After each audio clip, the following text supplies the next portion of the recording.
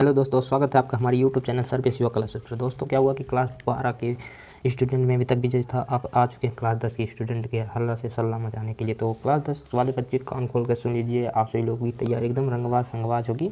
तो चलिए MCQs question को हम लेकर आ चुके हैं। आज हम टॉप जो होगा प्रकाश के परावर्तन तथा अपवर्तन के 15 मोस्ट इम्पॉर्टेंट MCQs लेकर आए हैं, जिसमें से आप समझ लीजिए 15 कराएंगे तो 15 में से आपको समझ लीजिए 2, 3, 4, 5 15 में से समझ लीजिए फिक्स है, आएगा आएगा आएगा।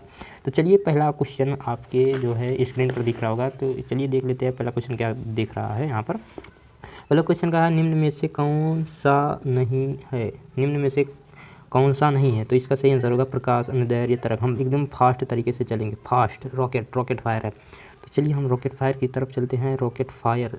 दूसरा देख ले क्वेश्चन क्या है, समतल दर्पण की फोकस दूरी होती है। समतल दर्पण की फोकस दूरी कितनी होती है दोस्तों? समतल दर्पण की फोकस दूरी अनंत तक होती है। चलिए हम तीसरे क्वेश्चन पर चलते हैं। तीसरा क्वेश्चन क्या है, समतल दर्पण द्वारा निर्मित प्रतिबिंब का आवर्धन होता है। प्रतिबिंब का आवर्धन कितना होता है दोस्तों? प्रतिबिंब का आवर्धन होता है एक। ठीक, चलिए अगले क्वेश्चन पर चलते हैं। अगले क्वेश्चन पर हम चलते हैं फटाफट। देरी किसी बात की नहीं होगी, देरी किसी बात की नहीं। यदि किसी वस्तु को एक दर्पण के सामने निकट रखने पर प्रतिबिंब सीधा बने, किंतु दूर रखने पर उल्टा प्रतिबिंब बने, तो वह दर्पण होगा। समझ लीजिए दूर रखने पर उल्टा प्रतिबिंब किस में बनता है दोस्तों? किस में बनता है? अवतल दर्पण इज राइट आंसर। चलिए अगले क्वेश्चन पर चलते हैं। अगला क्वेश्चन हमारा है 5वां क्वेश्चन, अवतल दर्पण के फोकस पर रखी वस्तु का प्रतिबिंब बनता है। अवतल दर्पण के फोकस पर रखी वस्तु का प्रतिबिंब दोस्तों कहाँ पर बनता है? तो इसका सही आंसर होगा अनंत पर। हमारा अगला क्वेश्चन चलिए देख लिए। वो दर्पण का सूत्र पूछा है। दर्पण का सूत्र क्या है? दर्पण के लिए फोकस दूरी का सूत्र है, ये तो ये वाला इसे टिक मार दीजिए। दर्पण के लिए फोकस दूरी का सूत्र एकदम। चलिए अगले क्वेश्चन पर चलते हैं। अगला क्वेश्चन हमारा क्या दिखा रहा है, चलिए थोड़ा सा देख लेते हैं। 7वां क्वेश्चन क्या है, किसी बिंब का अवतल दर्पण द्वारा बना प्रतिबिंब आभासी, सीधा तथा बिंब से बड़ा पाया गया। वस्तु की स्थिति कहाँ होनी चाहिए? तो इसकी जो स्थिति होनी चाहिए, दर्पण के ध्रुव तथा मुख्य फोकस के बीच, ये वाला इसका मोस्ट इम्पॉर्टेंट क्वेश्चन ये है, हर साल पूछा जाता है, आपकी भी फिक्स है ये क्वेश्चन। चलिए आगे चलते हैं। 8वां, किसी 10 सेमी फोकस दूरी वाले अवतल दर्पण के सामने 20 सेमी की दूरी पर एक वस्तु रखी है, तो वस्तु का प्रतिबिंब कैसा बनेगा? चलिए देख लेते हैं। वस्तु का प्रतिबिंब कहाँ पर? दर्पण के वक्रता केंद्र पर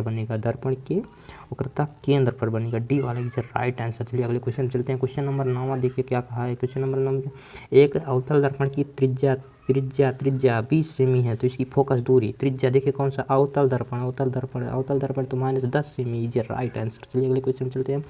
हमारा 10वां क्वेश्चन क्या दिया है, देखिए एक गोलीय दर्पण की वक्रता त्रिज्या 30 सेमी है, तो इसका फोकस दूरी यह बराबर क्या होता है? r/2। यह बराबर होता है r/2 दोस्तों, r/2। तो यहाँ पर r 30 सेमी दिया है, तो यह बराबर कितना हो जाएगा? एकदम रॉकेट फायर की तरह तुरंत कमेंट में बता दीजिए। ये तो 15 सेंटीमीटर। एकदम सिंपल हलवा वाले सवाल है। चलिए अगले क्वेश्चन 11। उत्तल दर्पण की फोकस दूरी जिसकी वक्रता त्रिज्या 32 सेमी होगी, तो फोकस दूरी 16 दूनी 32 16 सेंटीमीटर। हाँ, सिंपल सवाल। चलिए अगले चलते हैं। 12 क्वेश्चन, वक्रता त्रिज्या का मात्रक होता है, मीटर भी होता है, सेंटीमीटर भी होता है, मिलीमीटर भी होता है, इनमें से सभी राइट आंसर। चलिए अगले पे चलते हैं। किसका दृष्टि क्षेत्र सबसे अधिक होता है? एकदम उत्तल दर्पण के, कौन नहीं जानता, उत्तल दर्पण का दृष्टि क्षेत्र सबसे अधिक होता है। चलिए अगले क्वेश्चन 14वां क्वेश्चन चलिए देख लेते हैं क्या।